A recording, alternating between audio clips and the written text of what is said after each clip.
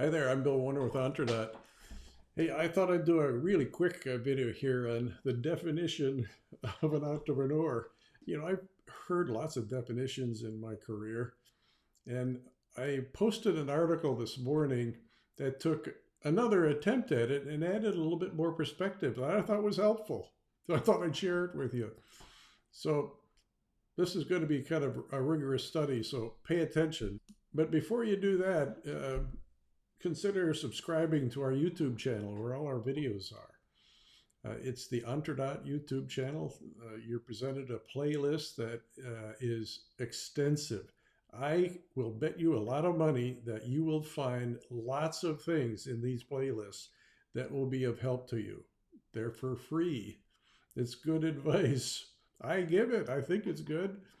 So subscribe now, make your comments, make suggestions, ask me questions. I'll respond there on YouTube. And when I do the live broadcasts on Tuesday and Thursdays, I'll answer your questions there as well. So please subscribe, consider doing it. I think you'll find it a good thing. So let's get into this perplexing question of what an entrepreneur is. How do you define it? And this article I read kind of did it as a checklist of 5 things, just 5 things. And if you qualify for all of them, it can't be 4 or 1, it's all 5. So pay attention. You've got to make sure you're one of these people. The first check mark is, okay, you got to be an individual, okay, a person, not, but this is important, not a group of people.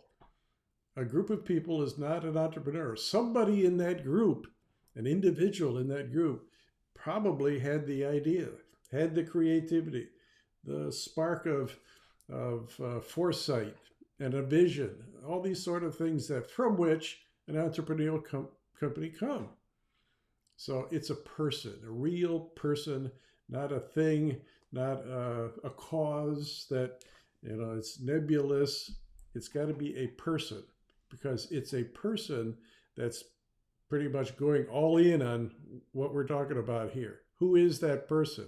That's the entrepreneur. Okay, that's the first ask. Second is, you as the entrepreneur have to have been the one that created the business in the first place. It's a new product, a new service, or a combination of the two. It's from your innovation and your ideas. You've personalized it. You own the culture. In fact, you define the culture and the vision and the mission and communicated this to people. You are the creator of it. Think about this. This is where it started to dawn on me. Oh, wait a minute. There's only one creator of a company. I mean, IBM was a big company, but it was created by Thomas J. Watson Sr. Henry Ford was a creator of the Ford Motor Company, and the list goes on. They were the entrepreneurs.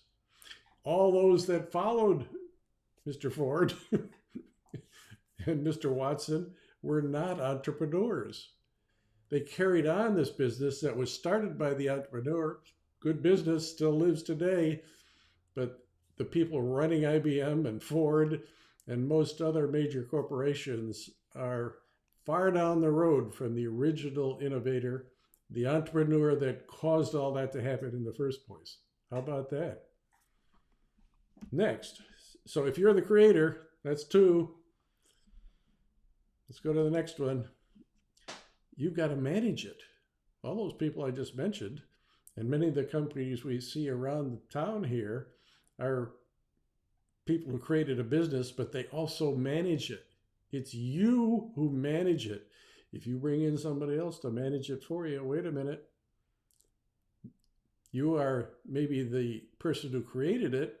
You are certainly an individual, but you're no longer running the company. Okay.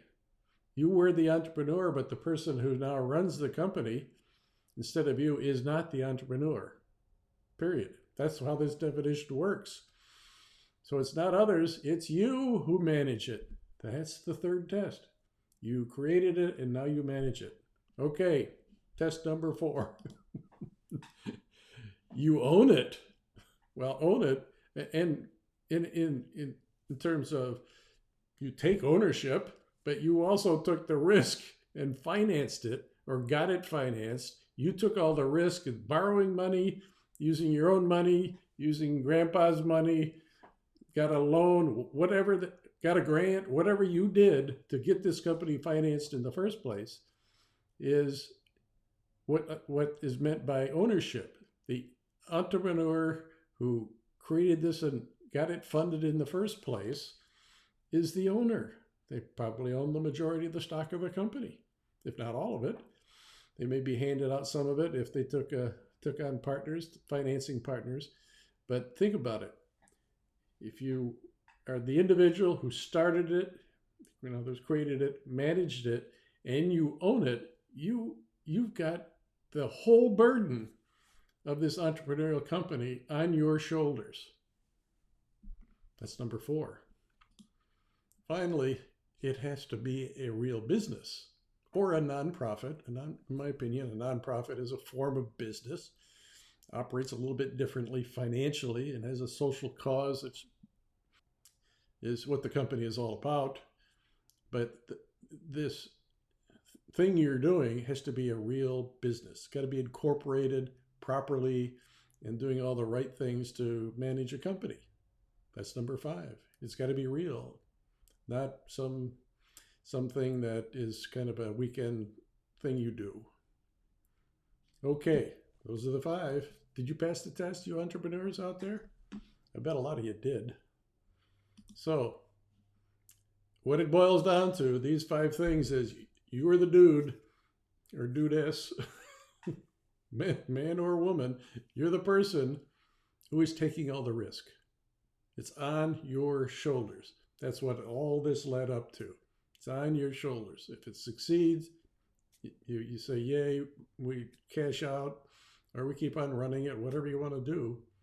If it fails, it's on your shoulders. The financial implications become evident. You owe a lot of people a lot of money, perhaps. Whatever it means to fail and how you handle it, it's on your shoulders. So there you go. You can send me nasty letters, make comments on this video if you agree or disagree. I love to hear what you guys think. So here you go. You're the creator of your company. You lead it. You manage it. It's you. You own it, and it's got to be a real business. So if it qualifies that way, and you got 5 stars here, you're going to have a really great day. But remember, the followers of you who take over your company as you move on to something else are not the entrepreneurs. You are, and you always will be. With that thought, really have a good day.